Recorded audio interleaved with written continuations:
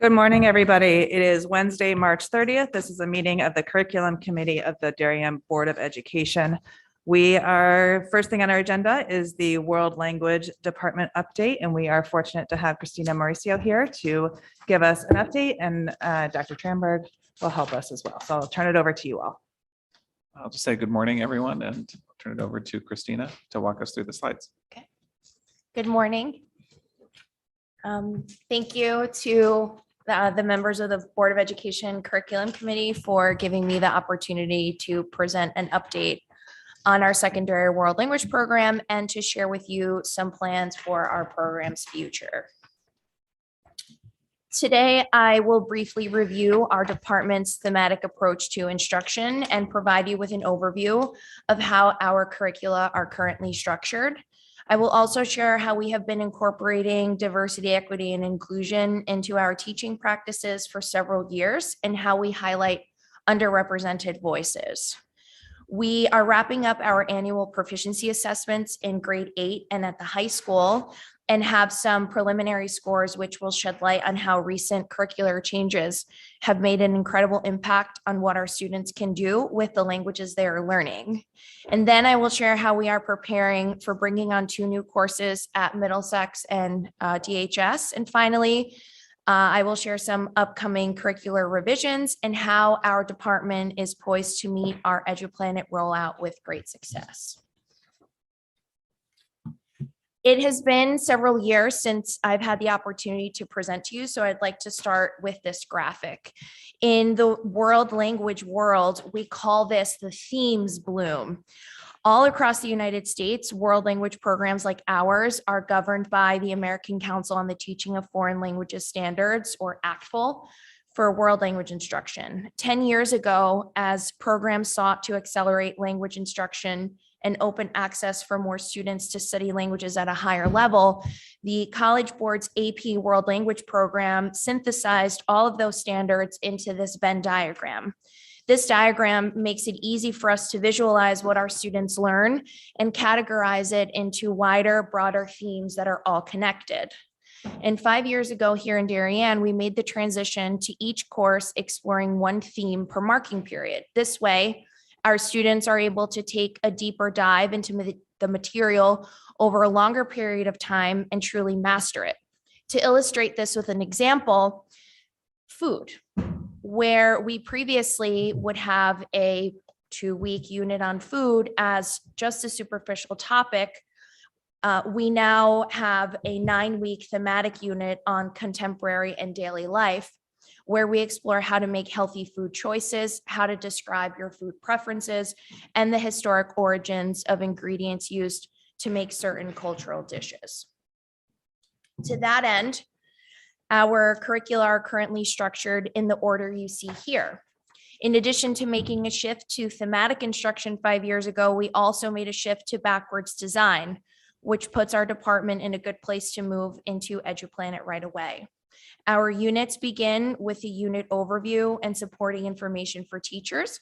And this is where we tell the story of a unit, the why behind what we teach, and provide notes for instructors. For example, our 6th grade curricula in Spanish and French begin with a unit 0, which is intended to acclimate students to 5 days of language instruction at Middlesex, and more importantly, how to be an organized, independent middle school student in a Spanish or French class that speaks or attempts to speak in the target language for the whole class period. Then we list our thematic essential questions and supporting questions which act as a frame for the things students will learn. And by the end of each unit, students should be able to answer each of those questions using the new linguistic skills they have acquired and eventually take those skills with them into the next unit and the next school year and beyond, what we in the UBD world call transfer goals. Then we list out acquisition goals, also commonly referred to as essential knowledge or a toolbox. Here is where we explicitly state everything that students will learn: the vocabulary, grammar, and linguistics functions. If you think back to your own time in a world language class, your course's curricula probably started with this. In a backwards design model, the vocabulary and grammar a student learns is so that they can use it to do something, to listen to, speak, write, and read about what they are learning, and not the driver of instruction or of content. And finally, our curricula end with links to our resource folders and common assessments stored in Drive and our instructor notes. The instructor notes are how we exercise our responsive curricula, and there teachers can make notes about how to tweak lessons based on student performance in lessons and on common assessments within a unit, make recommendations for curricular shifts in subsequent school years, and account for how to adapt units of study to departmental, school, or board and district goals and initiatives, i.e. the Sealed by Literacy, Vision of the Graduate, or Mastery-Based Diploma. And all of these are summarized on the Curricula at a Glance public-facing documents, which are available on our department's curriculum page. World language instruction in general has always been at the forefront of furthering diversity, equity, and inclusion initiatives. And for us, it is not something that's new or a list of buzzwords, because language itself is a cultural artifact. Learning another language puts you, the learner, in direct contact with the culture and people to whom that language belongs. The ACTFL standards that govern us guide us through the teaching of diverse cultures and languages with the 3 Ps: products, practices, and perspectives. When we teach culture through this lens, we channel our students' own experiences by exploring the ways in which we are similar to, rather than different from, the people and places they are learning about. And our curricula in particular challenge students to draw connections between themselves and the cultures they are learning across levels, regardless of proficiency. For example, a student with novice language skills can easily make these connections in the target language by learning about a cultural celebration, notable figures, typical food and dishes, famous artists, and traditional music. Furthermore, an intermediate to advanced learner can do those things while also being able to understand historical concepts, read authentic resources, and process contemporary issues. An example of this is our recent Lunar New Year celebrations in our Mandarin classes at DHS, which were recently highlighted in a recent issue of DHS Happenings. Students in Mandarin 1 celebrated this event through learning vocabulary and cooking New Year's dishes, and cooking, where did I go? Oh my goodness, cooking New Year's dishes, whereas students in Mandarin 4 made their own calligraphy following the traditional artistic method, explored why this year of the tiger is particularly significant for the Chinese people, and drew comparisons between Lunar New Year celebrations in Chinese communities across the United States. So again, we see how this approach allows students across levels to learn about the same products, practices, and perspectives in a way that is appropriate for what they understand about the world and what they can do with the language. I'd like to transition now to our yearly stamp assessment and some preliminary scores. The standards-based measure of proficiency is a computer adaptive assessment that calibrates a student's proficiency level in the 4 skill areas. Students can score novice, low from bottom to top, novice, low, mid, high, intermediate, low, mid, high, and advanced, low, mid, high. We've just completed testing at Middlesex, and despite COVID, these are the best scores our 8th grade students have earned since adopting this assessment in 2018, and not only highlights our students' efforts, but my colleagues' efforts as well. In both languages, our students are meeting or exceeding target. And the reason why students have a higher proficiency level in Spanish is because they begin learning the language much earlier in kindergarten. The data from, and I can go back to that if you have any questions about it. The data from DHS is preliminary and incomplete, as we have not completed testing in all languages just yet. However, most scores are in from French and Spanish, and these numbers represent a composite score of all juniors and seniors currently enrolled in these languages, with an overwhelming majority, again, scoring on or above target. And you will also notice that Spanish learners are getting into the advanced range in all 4 areas because of how much time they spend in our program. And next month, when all of our scores are in, I will be able to share the list of Seal of Biliteracy earners from this year's graduating class. And in Darien, we award the Seal of Biliteracy to students enrolled in our world language program, as well as students who are heritage speakers of languages other than English. And I predict that this year we will have the highest number of SEAL earners since adopting the program in 2017, not only in the number of students earning the SEAL, but also in the number of languages represented on our list.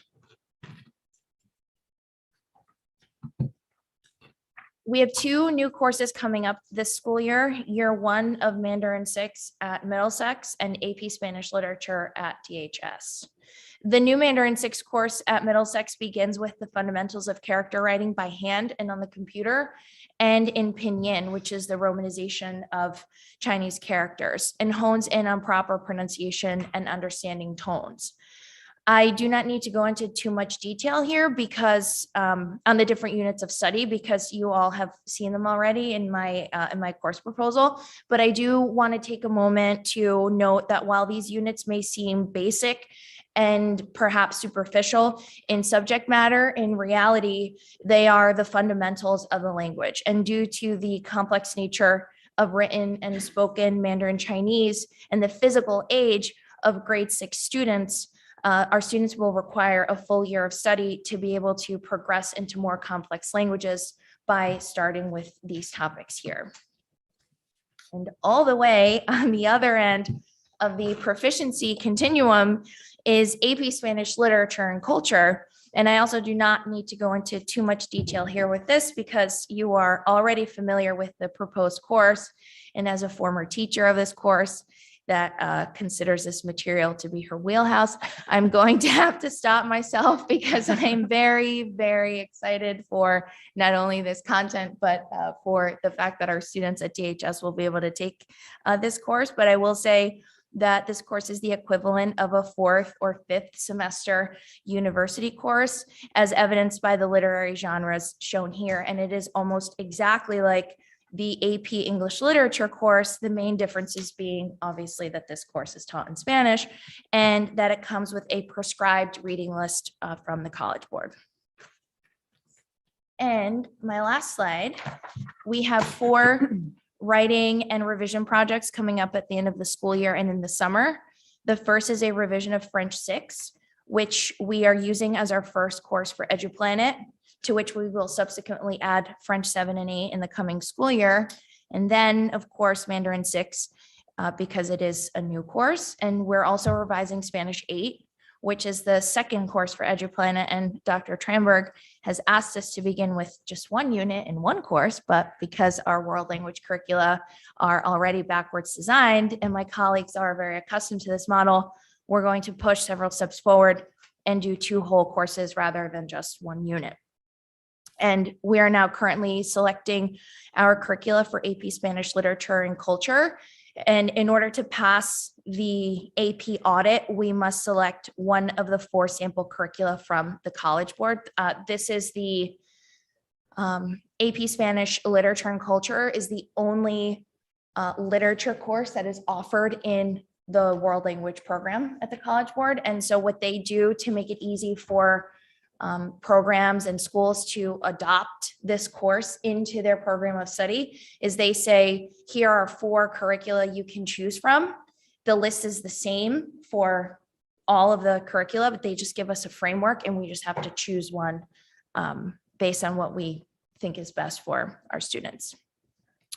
And speaking of things that are upcoming, we leave for Spain in 8 days. And the trip has been several years in the making and in the waiting. And because of you, it is finally here. So thank you very much.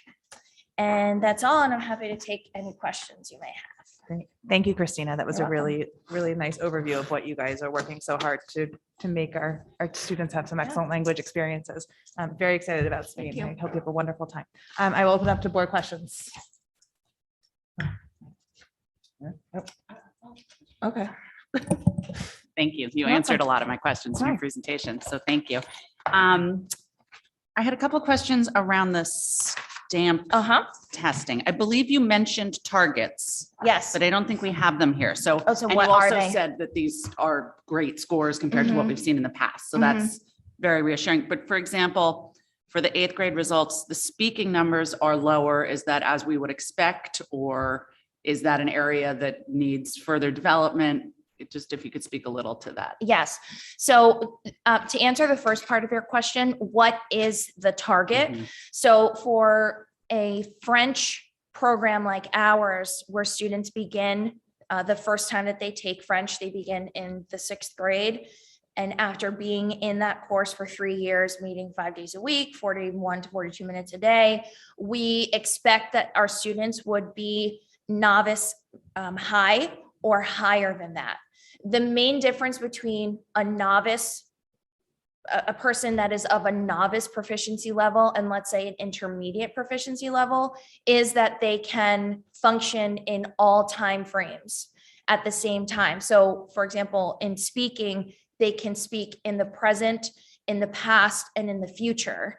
And that's where I call this almost like a ceiling, where you can get all the way to the top, but if you can't speak in the present, past, or future, you will never progress to the same level. And that's just because of the time that you spend learning the language. So you'll see on the French side, most of the students are in novice high or already reaching intermediate low, which is actually, I guess, going over that ceiling into the next level. The speaking, you'll notice that the speaking and the writing, those are the most challenging proficiency areas, just because those are the productive skills. So other than receiving a prompt, there's nothing in front of you. Whereas like when you're reading something, you can, use your circumlocution, or you can use other skills that you have from your English courses to help you get through that reading.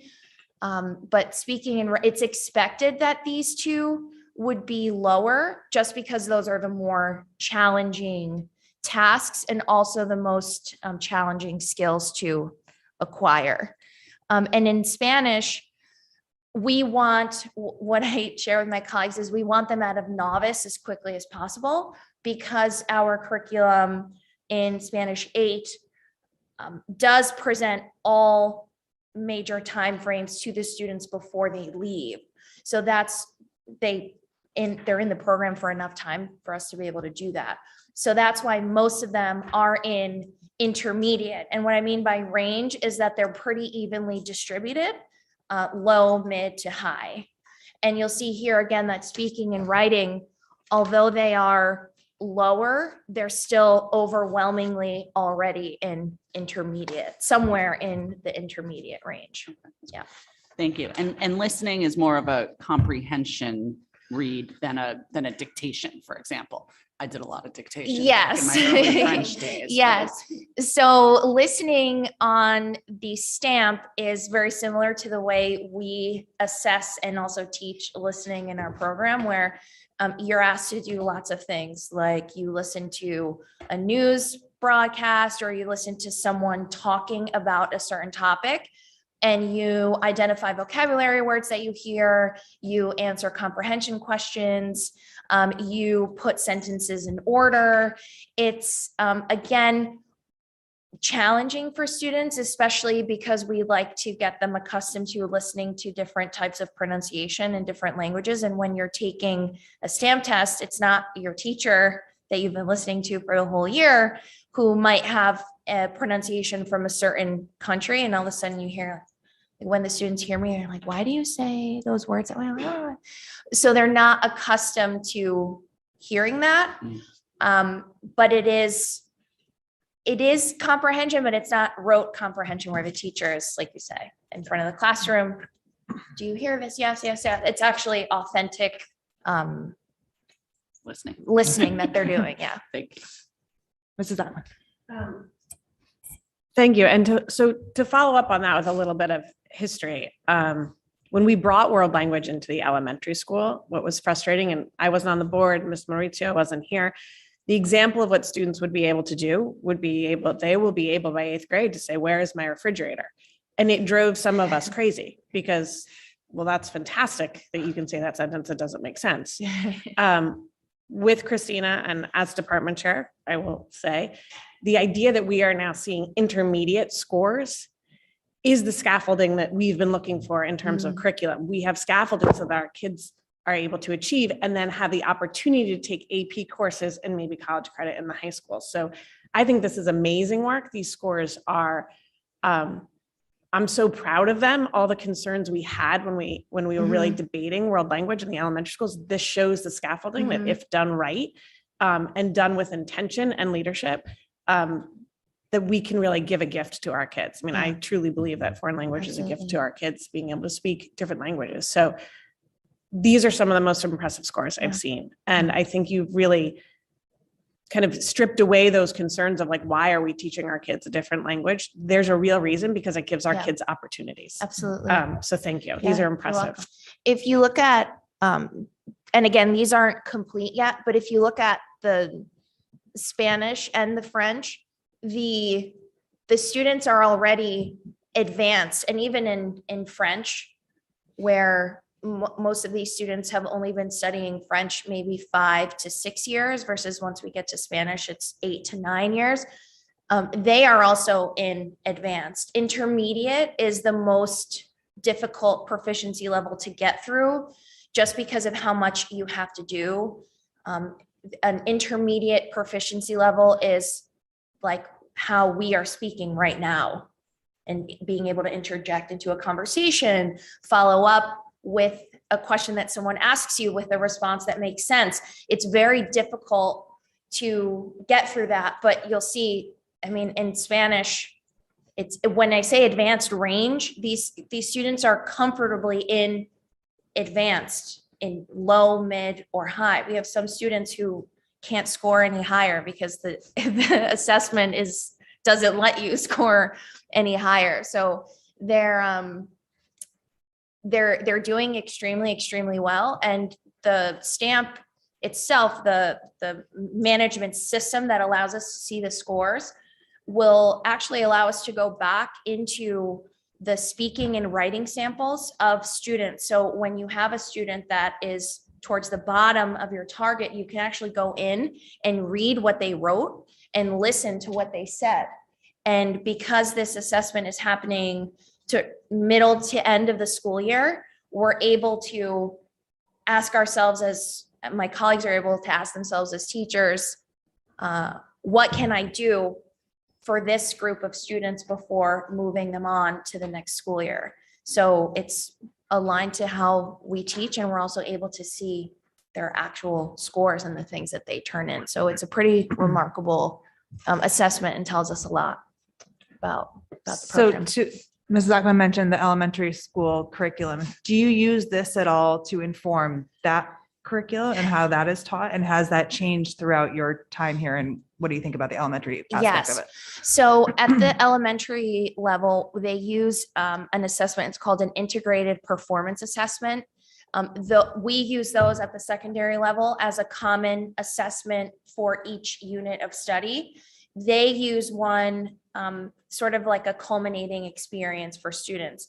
And it asks students to do the same thing that the stamp does, but it's created by our colleagues in the program and is directly related to what the students can do and what they are learning. What we found was because we assess students in the 8th grade, we're able to say, we're able to sort of like walk backwards and say, this is what they can do at the end of 8th grade. And this is what they can do at the end of 4th and 5th grade when they take their IPA. How do we get them from 4th and 5th grade to here and beyond?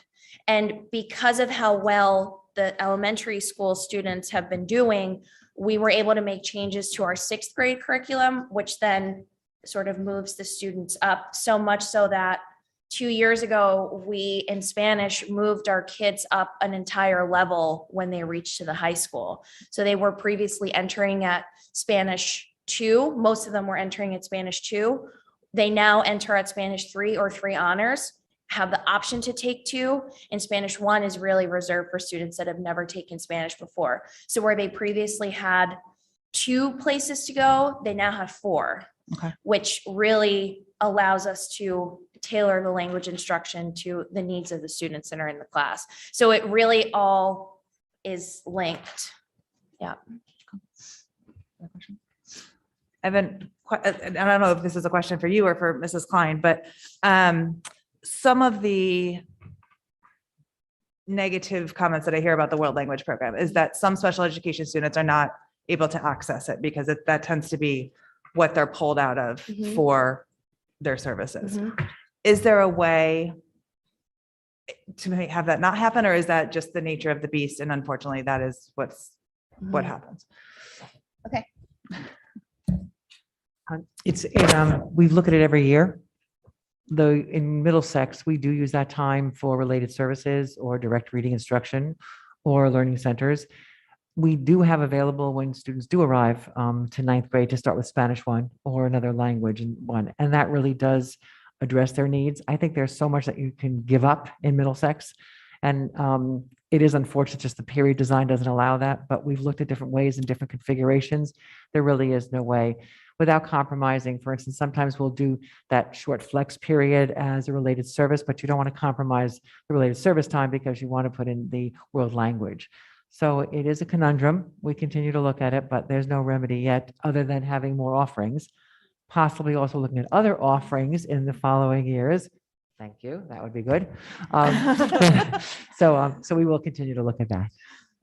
Thank you. And students. Oh, wait, can one more take- thing. Yeah, I'm sorry. sorry. Go ahead. It also helps with students returning to district.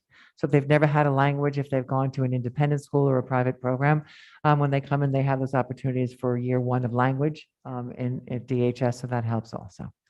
I think that's important to understand that even if you are at Middlesex and you are taken out of the language, you can go into the high school and you're not Of course. left behind. There are options for you. And you can start any language at Right. level 1. Right.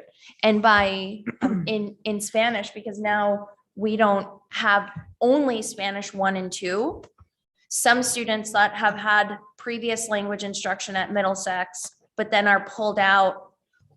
At some point, we give them a placement assessment. So Spanish 1 may not always be the place for them to go. They may test into Spanish 2 because of their prior exposure and skills that they come to the program with. So Right. in giving the program more options, we now give different types of students different options based on their needs also.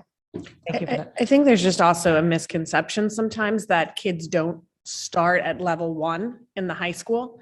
And they do. Sometimes kids take French and then decide to switch to Spanish. Sometimes Absolutely. kids take Spanish and then are like, I really want to take Mandarin. So Mhm. entering, at least in everything I've heard from you, and experience, entering at level 1 doesn't preclude you from having a full, rich experience in a foreign language, which is the exciting part about Mandarin for kids who want to start that earlier. But I think we see it all the time. I watch it in the class groupings. I can tell, like when people switch from French to Spanish or Mandarin or, so I don't think entering at level 1 precludes you, but we have a lot of kids who want to do more. And so I think we're offering that.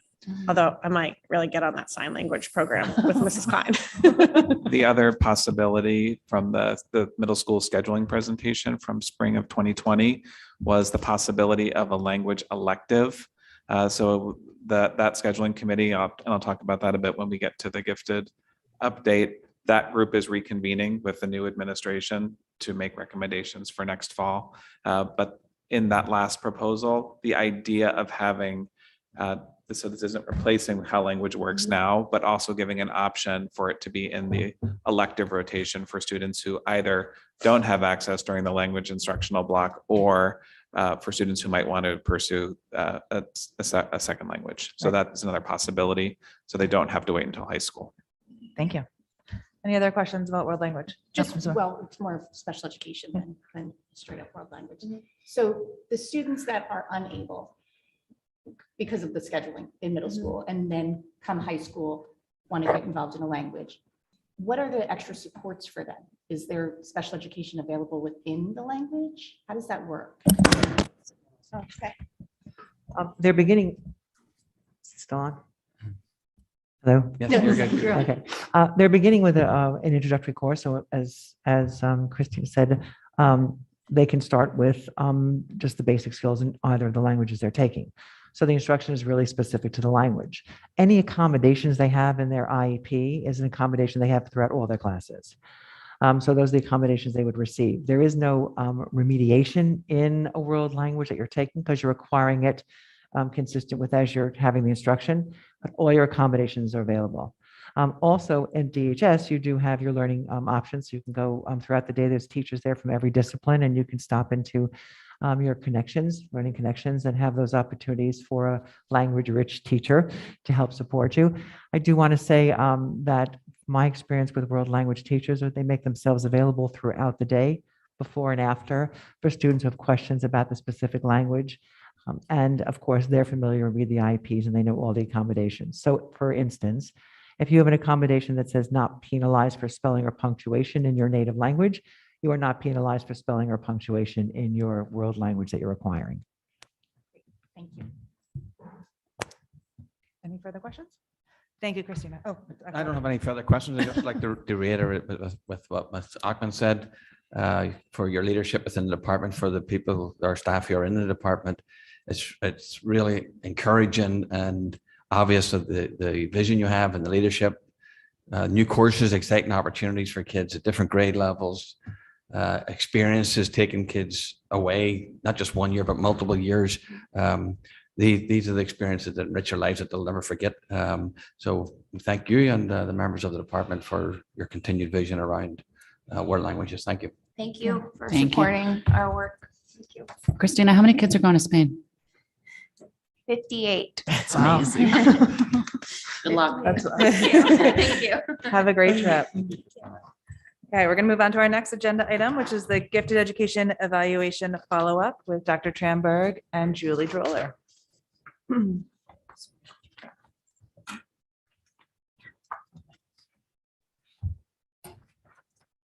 Good morning again, and thank you. Last spring, during our June final meeting, we had the presentation of our gifted program evaluation. And in November of this year, we talked a bit about what the steering committee, and the steering committee was actually one of the recommendations from that evaluation, was formed, and we shared the priorities. So we're going to talk about some progress with the priorities from this year and a look ahead to where we're prioritizing for next year. So what we had identified for this year were the establishment of the steering committee itself, the elementary math acceleration, which was an interesting recommendation that came through this process because, as I've stated before, math acceleration is not necessarily a product of students who are identified as gifted, because students who are not necessarily identified as gifted may be high achievers in math and still require access to those types of opportunities. The middle school schedule in general, which has been a regular conversation, and the Achievers program at the high school, which is our unique to Darien 9th grade program. That's an extension of the IDEA program. Just to make some connections to our vision, mission, and core values, especially the vision, because I love it so much that I keep trying to get a t-shirt made, preparing all students today to thrive in a changing world tomorrow. I just think it's the best vision statement that's out there. This is the membership of our steering committee, and we have representation of the teachers in the gifted program, some general education teachers, administration, and parent. And we do have a student who has not been able to join us yet, but that came up again as an important part of the steering committee. These were our priorities: the math acceleration, the middle school schedule, and then the threshold, the credit threshold, which we visited as a board last year. And there was a desire to know more about what actually would be in that program for it to be worthy of a full credit, because it only meets 2 days in a cycle, but it meets for the whole year. As we're looking ahead, we are looking at curriculum. That was one of the recommendations. There has been most concern expressed that came through the report, if you remember, is regarding the middle school curriculum and the middle school schedule. So those things go hand in hand, but there is a need to visit the curriculum across, mostly because there isn't too much student choice in the program itself. So once students have access, they are with their like-minded peers, which is an important attribute of a program, but there isn't too much independent exploration outside of a given topic. So we do want to look further at that. The other piece was exploring school-wide enrichment opportunities. So that is the enrichment for all philosophy, and there are very different philosophies out there on gifted education instruction. One is to provide specific programming for identified students. One is enrichment for all. And the recommendations that came through our evaluation is a hybrid of those two. So yes, we should be looking at the program itself, but we also want to provide more opportunities for all students so they have choice in their learning. And one place that we see that for next year in the current proposed budget is the Genius Hour at the middle school. And another piece that we have not taken a deep dive into is the professional development for staff. And Julie is here with me. I'll ask her to talk a little bit more about where we are with our elementary math acceleration. So the math acceleration, we have another committee that's studying this. We have classroom teachers, gifted teachers, math specialists at the elementary level, middle school math teachers, and administrators. We have visited classrooms in grades 2 through 5 with students who are identified as gifted to see what their math instruction looks like in a variety of learners. So we have data from that. We have studied a lot of research, which has been interesting because there's research, a lot of different viewpoints come out of the research. We are looking at comparable district visits. That was a little bit challenging with COVID, but we are going to Wilton in a couple of weeks. We're going to Westport, New Canaan. Felicia and I have a Zoom call to talk about their programs. We have also studied our tri-state districts and what their math acceleration looks like when they start. What are the opportunities for onboarding and offboarding? So we've looked at all of that. We have also consulted with and are continuing to consult with Nicole Bridge, who has been working in all of our classrooms in all 5 schools.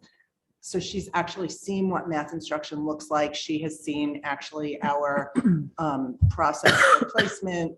So we are consulting with her to get best practices. And she has done some work in math acceleration as well. And then we will be making a recommendation to the board. Regarding the Middlesex schedule, I reviewed recently with Carolyn Rodriguez the recommendations that came from the spring of 2020. And we went back to the people that were on the committee. And we thought, based on the transition that's happened and the time that has passed, we wanted to bring that group back together to make sure they were well calibrated. And so they're working on those recommendations so they can be tightened and reflective of the vision of the current administration and provide access for more opportunities for students. Where the IDEA program fits in, the challenge is students have access to the program during lunch. And that it kind of got quiet for a while because of COVID. It didn't feel like a giant inconvenience, but now that the weather is nicer and students can eat with their friends again, it's starting to feel like, okay, this is a problem again. So we are looking at opportunities, but the challenge is something's got to give. So no matter what the solution is, there's some choices that need to be made. So if it does work as an elective within a rotation, the students are still electing to be part of the program and electing to not do something else. The other model is a rotation where students are pulled out of class once every cycle. So if there's 7 periods, they would miss one academic class, or not necessarily academic, but any one of their periods over 7 weeks. So once every 7 weeks, they would miss math. Once every 7 weeks, they would miss English. That makes people nervous because they're missing some academic time. But then there's a balance of the part to balance is students who are identified in these programs are very often among the highest achieving students. If they miss math, in reality, it's not necessarily going to impact their math performance, but doesn't mean it's going to alleviate the anxiety they feel about not being in class and not being like the rest of their peers because they're missing class to go to another program. So that's the challenge that's there.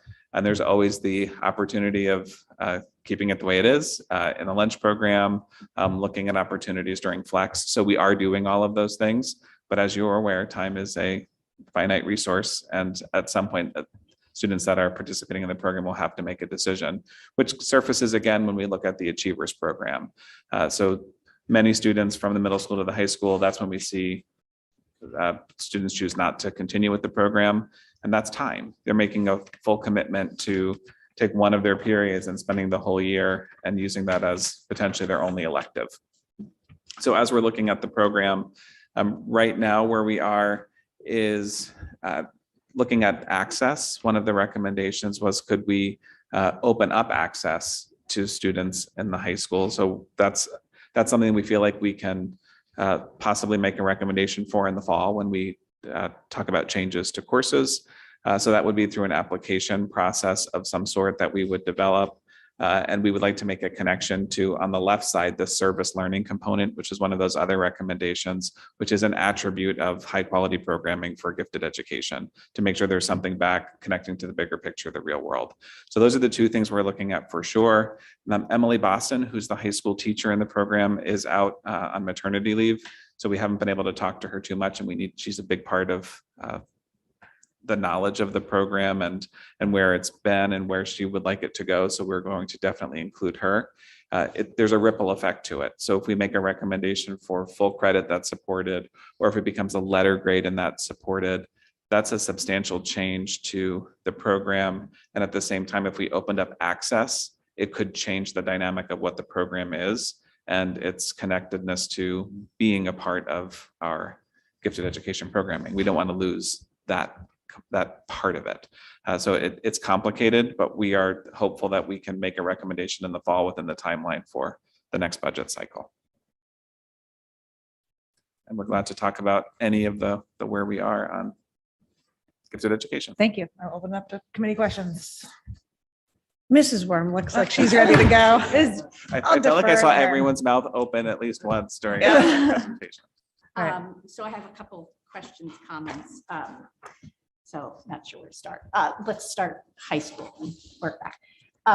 So one question is more for the board, because obviously the administration had already made a recommendation for it to go full credit and the board did not vote for it. So I'm kind of curious what the board needs to do that.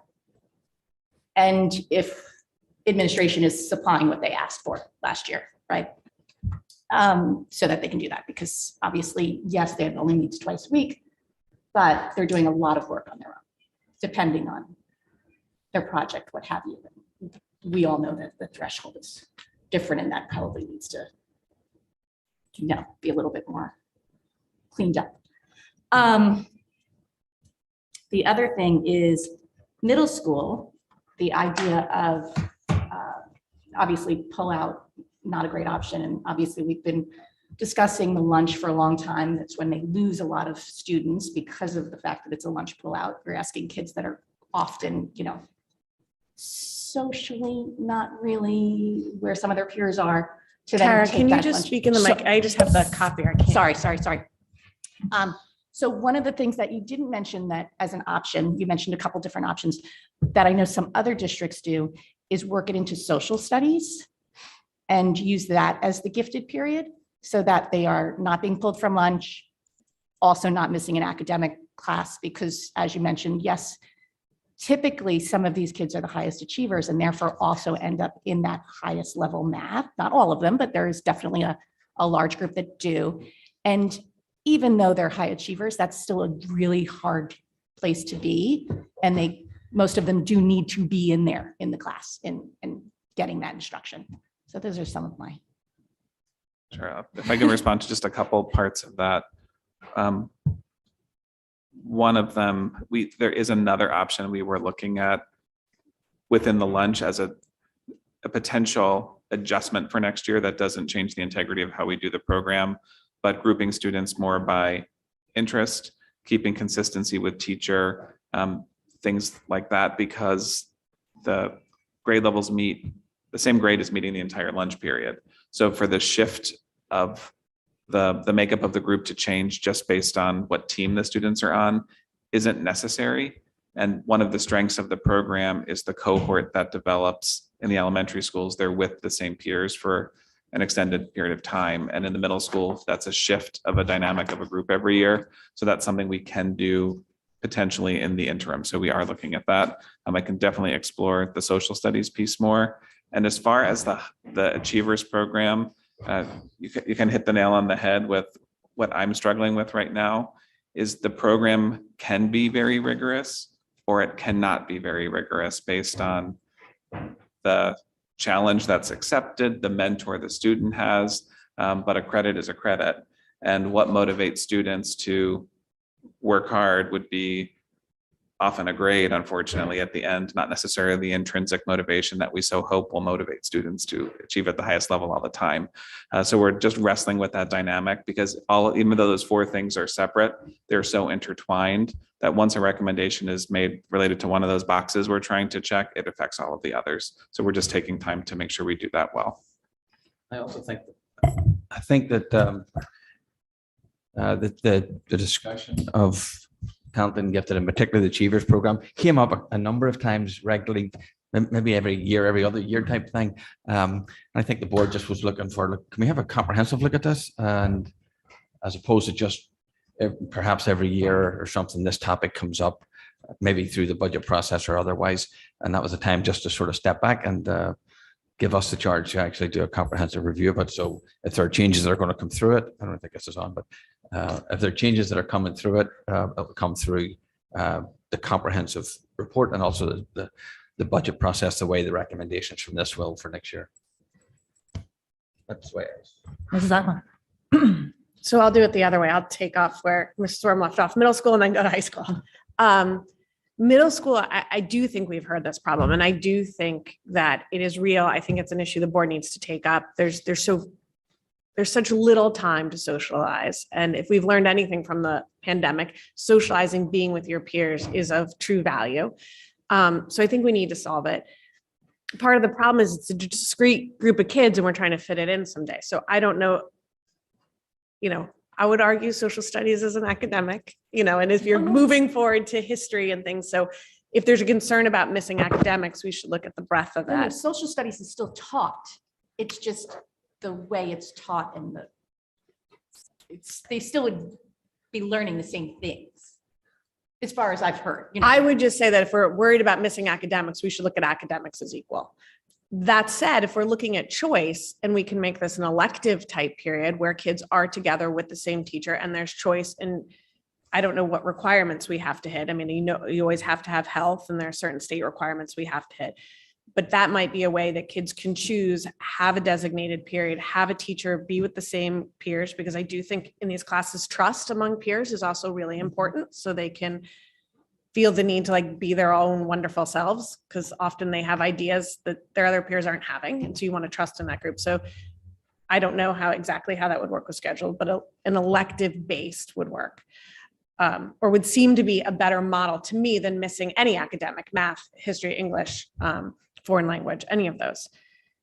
High school, to answer first the question, because I was one of the biggest questioners of why we were moving to a credit. We heard it at the Board of Finance last night. They've asked us to look at programs that aren't always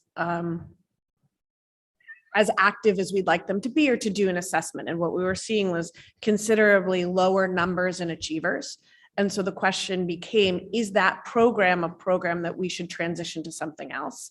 The administration came back to us and said, no, give it a full credit. And that disconnect was sitting for us. Either we need to make it more robust with some more metrics, so we understand what the projects are, or we need to look at a different type of program to serve the needs of these students. But that's exactly what we were doing. And we heard it come up last night. Are you reviewing programs? Are you reviewing which programs to keep, to lose? And achievers fell into that bucket. What I find interesting as we talk about opening up the program, now that we know there are no barriers to classes, if we make this a full credit class with a grade attached, any student is eligible to take that class. And that also significantly changes what achievers originally was. That doesn't mean that's a bad thing. It just means that we are changing what the achievers program is. And as part of a gifted program, it is significantly changing. So I don't know how you wrestle that. But as I hear, those are the questions that come to my mind. If the idea is we really need to create a space for certain types of learners to thrive, which we do in lots of certain ways, then giving achievers a credit in a grade changes that dynamic. I don't know if I'm saying that. I think you all know how I'm saying it. And I don't know if I'm saying it coherently, but so I feel like we're still stuck. And one of my questions would be, and maybe talking to students and achievers, is what are you hoping to get out of this class? What opportunities for that goal are there in DHS? Is this in the right sequencing at the right time? And tell us why this is important to you, because then I think as a board, we can start to wrestle with how to achieve their goals. So we do plan on talking to students again because of all the aspects of the program evaluation last year. I did them pretty much side by side with Teresa Rangel when she was doing the evaluation. The time with students in focus groups was the most valuable and insightful of any other part. So those conversations need to continue for sure. The challenge that is embedded throughout the considerations and commendations is there is a high level of satisfaction with the program, but also things that we want to change. And sometimes making those changes affects the things where there's a high level of satisfaction. So that's pretty much what we're wrestling with. And each of these, even though we're trying to compartmentalize them, it's very hard to do any one of these things in isolation. But it does feel like we're making progress forward at the same time. The other piece that I don't want to lose the opportunity to mention as far as something we need to look ahead to, because if you look at the literature of where gifted and talented education is traditionally the title and identification, but there's much less on the label of gifted. It speaks much more to student talents as the research base is moving forward. And we are kind of swung the other way on the gifted label. So there has to be a look at the identification process and how do we tap into talents and strengths of the gifted area versus you're identified based on our process. And now you all have access to exactly the same programming. So that's not independent of the curriculum, right? So if we change that process, we're looking at a curriculum that is more flexible for students and gives them choice. Tara, then Oh, next. sorry. Well, could you just talk about that a little bit more about the identification process? Because it has changed multiple times It over has, the past yes, few years. Like and- I don't even know what it is anymore. Yeah, so it has changed even recently. I think it's less than 5 years. I think the Oh, last yes. change was. Mhm. So that process is sound. It's good practice. What we don't have a process for right now is looking specifically at talents that don't fit the traditional metrics. So we do have a process for teacher recommendation, for parent recommendation. But what if a student is gifted as an artist? What if the student is gifted as a musician? What if the student is gifted as, I mean, you name it. There's best practice would be to also have an extension that would welcome that as well. And then the district becomes challenged with, just because you identify a student doesn't mean you necessarily have to provide service in that area. But if you have a musically gifted student, it would be helpful for the music teacher to know that the student has identified gifts in that area. And very strange story, when I was cleaning out in my last move, I came across my master's thesis data and I found my list of the students that I had used. And I gave a music aptitude test for my master's thesis. And later I became the assistant principal of the high school and I had all of my students from elementary school. And when I looked at the list of who visited the assistant principal's office compared to who had a high music aptitude, I was like, wow, if I only knew back then that this kid who I saw in my office had such a high music aptitude, could I have attended to their gifts to help them be an orchestra? I don't know, but it was just really insightful information that sometimes we miss the opportunity to make sure we're recognizing and honoring the gifts that students have, because all students, whether or not they're identified, they have gifts, they have assets. And if we can tap into their assets as early as possible, we're going to make them have a more engaging experience throughout.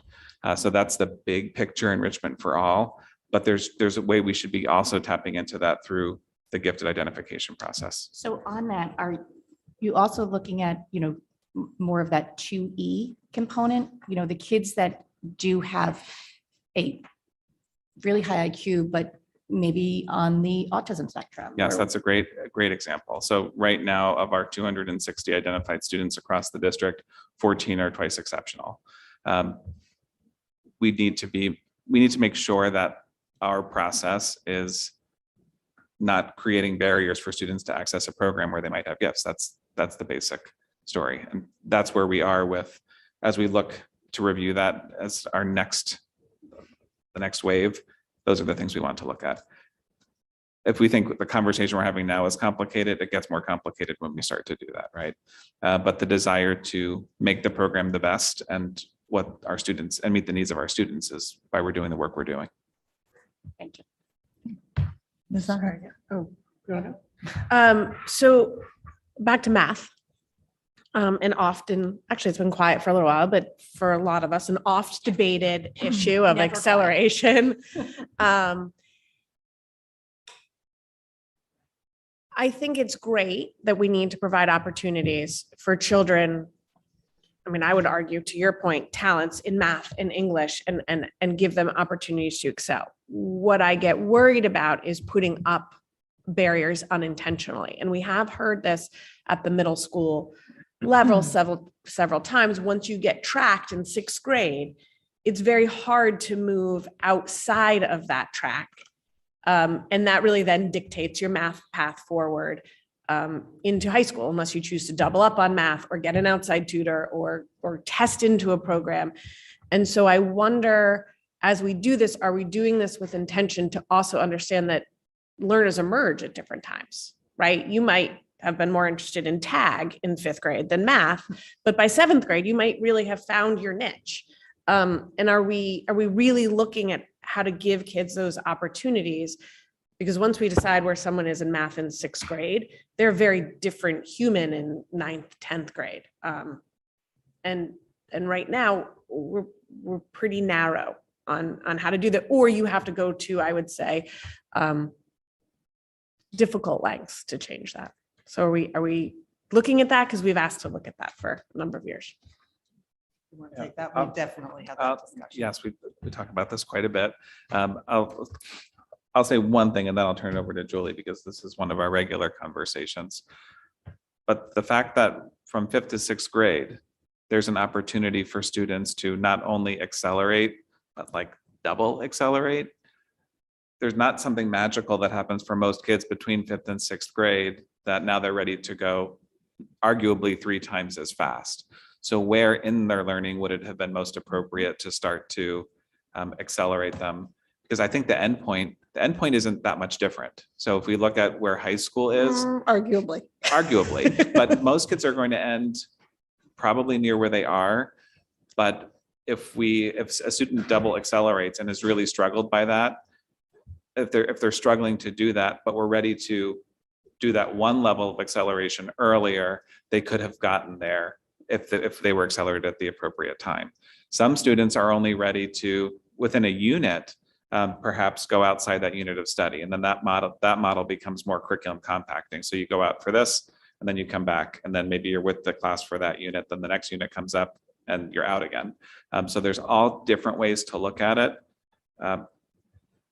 And sometimes the answer is not just one answer. And that even with scheduling, it's not just here's the new schedule option. It might be you can do this or this, and it might be the same type of recommendation that we bring forward with math. It might be this or this and this, I should say, because it's not necessarily one model that's going to meet the needs of hopefully all of the students.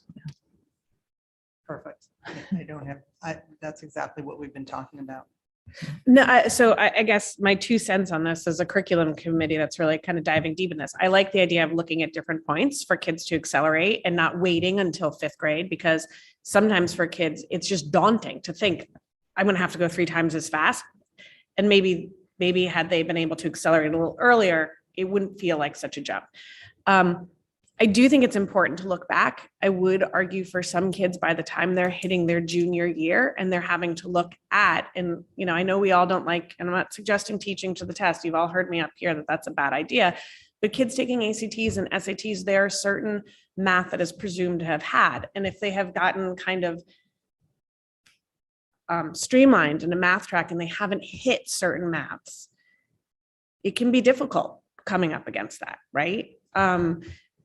And I do think here in Darien, we're blessed with people who are willing to invest in education and find ways around that. But I do think as a school system, we have to look at what opportunities are we providing for kids to accelerate, who are ready to accelerate in second grade, and what opportunities are we looking for kids who come into their own in any given subject at, seventh, eighth grade. I think we do it well at the high school, but math is one of those things that is particularly scaffold.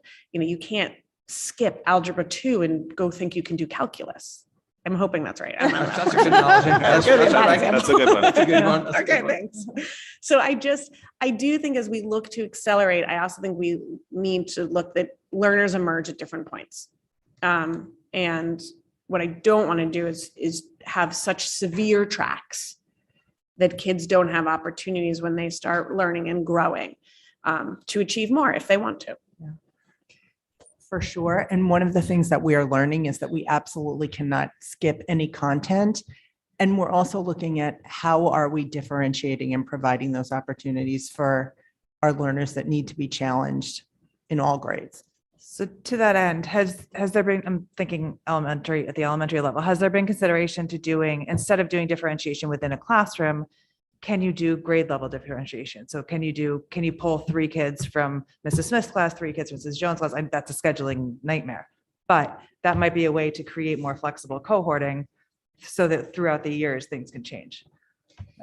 So that is something that we're looking at, but also looking at how do you provide those opportunities so that all students have the benefit of the rich conversation and those rich tasks that are, high ceiling, low floor, and Yeah. really are differentiated. It's a tricky No easy ball of wax. task. Yeah. I had a quick question just on the how to handle pulling out for idea in middle school. Unless it's changed, my understanding is at the elementary, we do the pull out on a rotation basis. And I understand that some kids enter the program in middle school, so they haven't been accustomed to that routine. However, do we know that kids immediately become anxious about missing a class every 7 weeks as soon as they hit 6th grade, where they weren't anxious about it in 5th grade? I asked them about that during the focus groups last year, and it was about 50-50. Okay. So just the idea of it, the students were visibly stressed out just by me asking the question. So yes, and in the elementary level, there's DI block, and most of the time they're taken out of DI so they don't feel like they're missing something. And others, I will share because the students shared, if they were missing something, they didn't feel that stress of, if I miss math today, I'm going to be fine. And that goes to our desire to make sure math is appropriately challenging every day for all students. Thank So, you. arguably part of that is if the kids know they're going 3 times faster and they're missing, there's a stressor there, right? So again, to your point, starting that process earlier for kids who are ready might alleviate some of that anxiety. And maybe not all of it, and maybe that's still not the right way to do it, but I think the feedback I've heard at this board and the feedback I've heard as we've talked about math throughout the years is part of what these kids value and as part of their identity is how well they do in school. So if you take them out of something and they feel as if they're not achieving, their stress, if we maybe pace that a little differently, and it's not 3 times all of a sudden faster in middle school, we might be able to alleviate their anxiety, which I think is overall good for the whole child. Yes, and I would say there's a parent piece that goes with that and the teacher piece as well, Mhm. because it's a shared anxiety from what I've seen. Yep, agreed. Yeah, makes No, sense. Thanks. I love that you guys are looking at acceleration in elementary school because much like all the comments that were made, yes, being pulled out in elementary school, these kids are not being challenged. So it's really not a big deal for them to miss class. They could basically just not go to school and, hand in their little assignments. And then they are put into double accelerated in middle school, which is super stressful because they should have been accelerated all along. And I think it's also going to open it up to more kids, right? If there's acceleration done at an earlier level, I think we're missing kids that could be in that 6th grade double accelerated, which no longer would be double accelerated, obviously, because it would just be a natural transition. What did you first say there? I don't know. I'm not When sure you what- when you said about the the students in elementary school were not being challenged. Did I pick that up right? Oh, yes. Right? For Okay. years. Right. For okay. years in math specifically, which is why this conversation has been happening for 20 years. So I just would put it in some context a wee bit, right? Yes, we've recognized it as a dynamic. It came through the report. We're addressing it.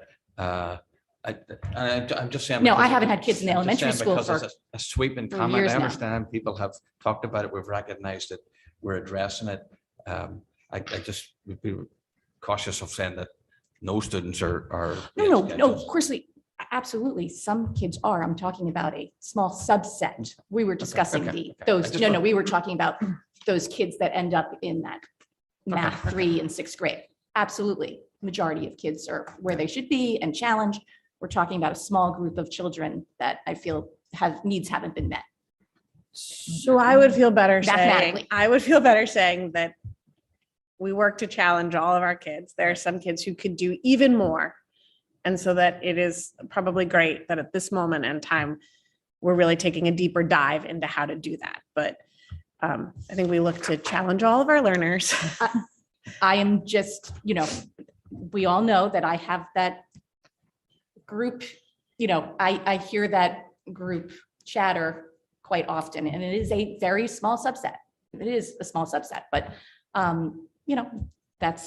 it's been an ongoing.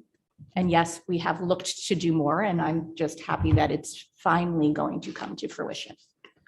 We are grateful to you all for I- working on this. I'm sorry, I just wanted to add, Mrs. Stroller, thank you for your update because Yes. it sounds like a very, very thorough approach on a very difficult topic. So I look forward to hearing more. Yes, thank you. And is the goal, I know you said you're going to be presenting things to us. Is the goal to change things for next year? Or are we still 2 years out? We would be making recommendations throughout. I would say we would have an idea of the recommendations this summer, and then a more formal presentation in the fall, just in case there are any implications for the budget process. Thank you both. And the curriculum process. Correct. Very much so. And I will also need to say on the record, the professional development process for teachers, if we're asking them to, if we're doing anything with how that schedule works at the elementary level, that would be a big shift. Right, for sure. Thank you. We'll move on to public comment. Are there any public comment in the audience? Or I don't see anybody on Zoom. Oh, wait. I see. Yeah, Oh, Kate someone says else? Katie. We have one, Okay. Miss Katie Loveland. You are unmuted and recognized. Thank you. Good morning. I always very much appreciate these subcommittee meetings in particular. So have a few comments. First, I just want to say thank you to Ms. Mauricio. I always enjoy your presentations, and I really hope that more parents will be able to come back and view this. For one reason is that I think that these presentations and this in-depth discussion about what our curriculum is and how it relates from grade to grade, from grade level and building level highlights the just great importance of the department chairs. So thank you for your role in that and upholding it to such a high standard. I could not agree more with Dr. Adley's comment about the life-changing enrichment and worldview expansion that the trips provide. I especially appreciate your comments on a connection to DEI and the explanation of the 3 Ps. I was really happy to hear about the excitement for the expansion of languages offered to DPS students. And I think that this is a great example of how we can continue the excellence of our existing programs without being complacent or stunting growth for fear of diminishing others. I was really encouraged by congratulations, Dr. Tramberg's comments on the possibility of a language elective. I hope that this type of discussion continues and the creative problem solving will continue.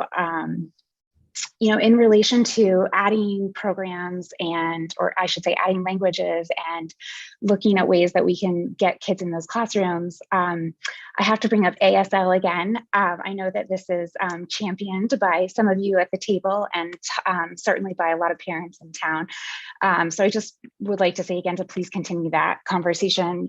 ASL would obviously be especially valuable to students with hearing impairment, but it would also be a boon for students who have language-based learning differences.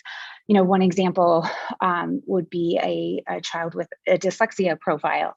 You know, Spanish starts in kindergarten, and a lot of children aren't even identified as having language-based disorders, but they're already into a second language. And then you can think about how they go to the middle school and maybe they have to drop a language. And then, you know, further down the road, parents start to worry about, well, what are colleges requiring for entrances and foreign language requirements? More to come on ASL, but can't go without that plug. Regarding the gifted program, I'm very, very happy to hear the conversation about access. I would love to see the administration consider opening access to this type of programming to more students. The current criteria is very rigid and narrow, and I don't feel that it adequately recognizes the wide variance in what comprises an individual educational profile, or the very common reality that most people, and not just children, are simultaneously high achievers in one area, or more than one, but not all. It's great to hear that you're talking about opening the access to the high school, but you know, I have to ask about the elementary and middle school as well. I very much appreciated Ms. Ockman's comments about giving access to students who develop as students beyond the early identification years. Special education remediation is a great example of this. Again, coming back to a dyslexia profile, you know, you will have a student who doesn't have You're any almost at issue- time. Okay, thanks, I'll speed up. You know, content comprehension versus independent reading, high math ability to story problems. Okay, thank you so much. More later. Thanks, Katie. Any other public comment? There are no more raised hands at this time. Okay, thank you. May I have a motion to adjourn? Ms. Worm, first. Thank you, everybody. Our next meeting is April 28th.